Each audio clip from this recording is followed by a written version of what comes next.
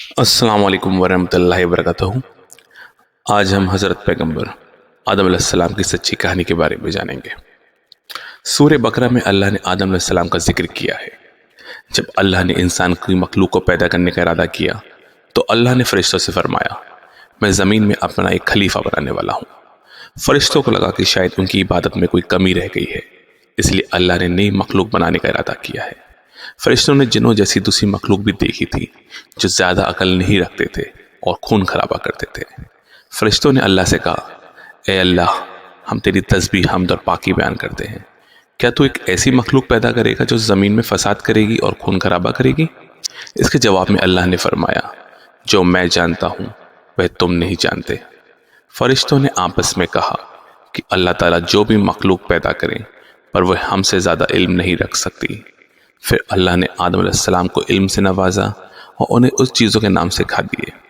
پھر اللہ نے آدم علیہ السلام کو فرشتوں کے سامنے پیش کیا اور فرشتوں سے فرمایا کہ تم بتاؤ چیزوں کے نام اگر تم سچے ہو۔ فرشتوں نے کہا کہ ہمیں اتنا ہی علم ہے جتنا تو نے ہمیں سکھایا ہے، اس کے سوا ہمیں کچھ نہیں معلوم۔ پھر اللہ تعالیٰ نے فرمایا، اے آدم، تم بتا دو ان چیزوں کے نام۔ پھر جب آدم علیہ السلام نے ان چیزوں کے نام بتا دیے تو اللہ نے فرشتوں سے فرمایا، میں نہ کہتا تھا کہ میں آسمان اور زمینوں کی پوشیدہ چیزوں کو جانتا ہوں؟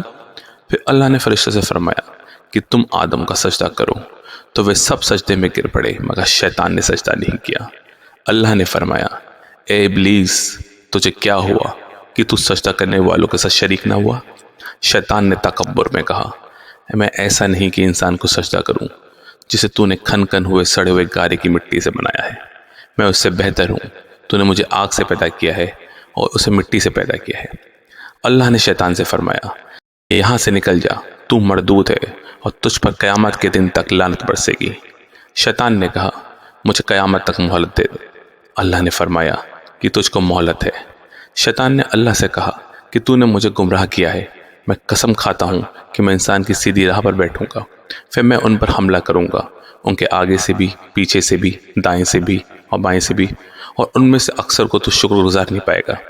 اللہ نے فرمایا، تو نکل جا یہاں سے ذلیل کھار، جو ان میں سے تیرا کہنا مانیں گے تو میں ضرور تم سب سے جہنم میں بھر دوں گا۔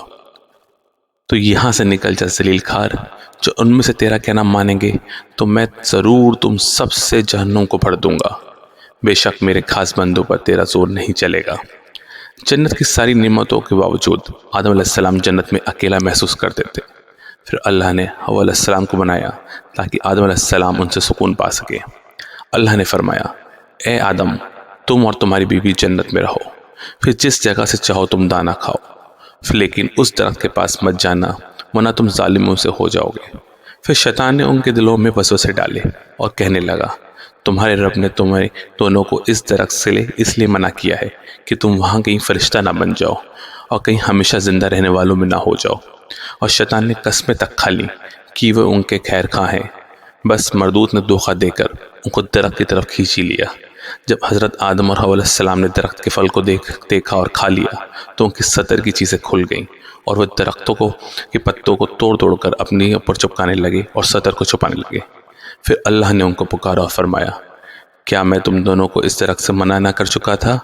یہ نہ کہہ چکا تھا کہ شیطان تمہارا کھلا دشمن ہے؟ حضرت آدم علیہ السلام نے کہا، اے ہمارے رب، ہم نے اپنے اوپر ظلم کیا، اگر آپ ہمیں نہ بخشیں اور ہم پر رحم نہ فرمائیں گے تو پھر تو ہم ضرور تباہ ہو جائیں گے۔ اللہ نے فرمایا کہ تم سب جنت سے نیچے اتر جاؤ، اب سے تم ایک دوسرے کے دشمن ہو اور تمہارے لیے زمین پر رہنے کی جگہ ہے اور ایک مدت تک نفع حاصل کرنا۔ اب تم کو وہی زندگی گزارنی ہے اور وہی مرنا ہے اور پھر وہیں سے پیدا ہونا ہے۔ دنیا میں آنے کے بعد آدم علیہ السلام نے 40 سال تک معافی مانگی۔ پھر اللہ نے آدم علیہ السلام پر رحم کھا کے انہیں معاف کر دیا اور فرمایا کہ تم اور تمہاری اولاد دنیا میں رہو، اور یہ بات یاد رکھو کہ جب میری طرف سے کوئی نبی ہدایت لے کر تمہارے پاس آئے تو تم اس کا کہنا ماننا، اور جو لوگ میرے نبیوں کی بات کو نہیں مانیں گے، ہماری آیتوں کو چھٹلا جائیں گے، وہ دوزخ میں جائیں گے اور ہمیشہ اسی میں رہیں گے۔ پھر حضرت آدم علیہ السلام اور حوا علیہ السلام دنیا میں رہنے لگے، انہوں نے اس سے انسانوں کی نسل شروع ہوئی۔ آدم علیہ السلام تقریباً 900 سال زندہ رہ کر وفات پا گئے۔ قرآن کے اس واقعے میں ہمیں یہ ہدایت ملتی ہے کہ جب شیطان نے غلطی کی تو اس نے معافی مانگنے کے بجائے تکبر کیا اور اللہ کو ہی اپنی گمراہی کا الزام دیا۔ پر جب آدم علیہ السلام سے غلطی ہوئی تو انہوں نے غلطی مانی اور فوراً توبہ کری، اور تب تک معافی مانگتے رہے جب تک اللہ کو راضی نہ کیا۔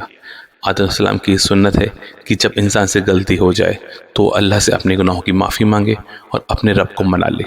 بے شک اللہ بہت معاف کرنے والا ہے، بڑا مہربان ہے۔ تو یہ تھے آدم علیہ السلام کا بہتر واقعہ۔ آپ کو یہ میرا ویڈیو اچھا لگا ہو تو لائک اور سبسکرائب ضرور کیجیے۔ نیکسٹ ویڈیو آپ کے لیے آنے والا ہے۔ اللہ حافظ۔